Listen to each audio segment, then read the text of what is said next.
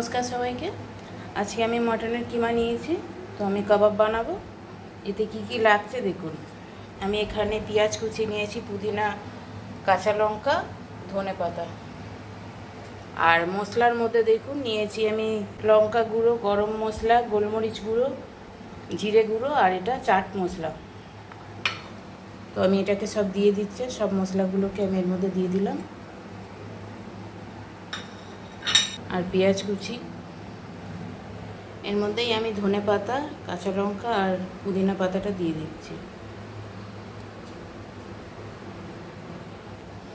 আর 2 চামচ মতো আদা রসুন পেস্ট আমি দিয়ে দিচ্ছি।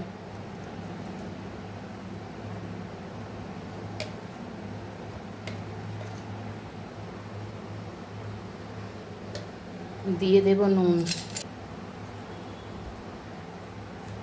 দেখুন আমি একটা কোয়াটার রুটি নিয়েছি, অর্ধেকটা। তো এটাকে আমি ভিজিয়ে জলটা চিপড়ে এর মধ্যে দিয়ে আমি মাখিয়ে নেব। এর মধ্যে আমি একটা লেবুর রস দিয়ে দিচ্ছি, কয়েক টুকরো লেবু।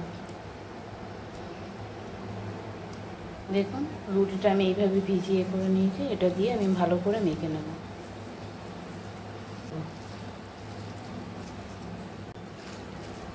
দেখুন এটা আমাদের মাখানো রেডি। এর মধ্যে আমি একটু ছাতু দিয়ে দিলাম। কেউ চাইলে একটু ব্রেড ক্রামও দিতে পারে, ব্রেড ক্রাম আমি দিলাম না, এটা একটু টাইট হওয়ার জন্য।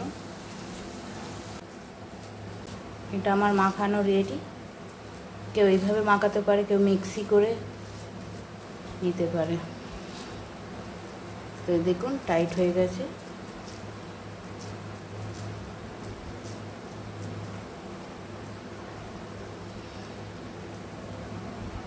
আমি এমনিভাবে একটা একটা করে বানিয়ে নেব। দেখুন আমি এইভাবে কটা বানিয়ে নিয়েছি। ফ্রাই প্যানও বসিয়েছি, একটু তেল দিয়ে যতক্ষণ গরম হচ্ছে ততক্ষণ আমি এই কাঠি দিয়ে কয়েকটা বানিয়ে নেব। আমি এমনিভাবে বানিয়ে নেব, কারণ এটা তো কিমা, মিক্সি করা নেই, তো বেশি বড় আমি করতে পারছি না। তো আমি সাইজটা ঠিক এরকমই রাখছি।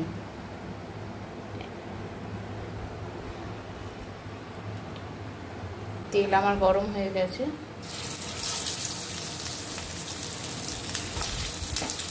একে আমি কাবাবগুলো এক এক করে ছেড়ে দিলাম, ভেজে নেব।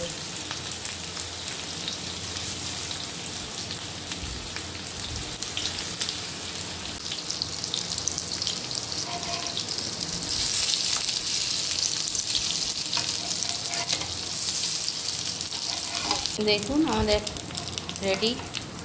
আমি একটা একটা করে উঠিয়ে নিচ্ছি।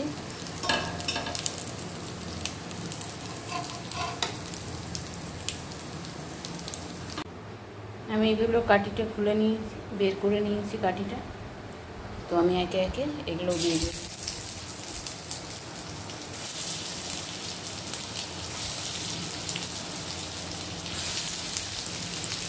এগুলো আমাদের একটা একটা করে তুলে নিচ্ছি, আমাদের রেডি হয়ে গেছে।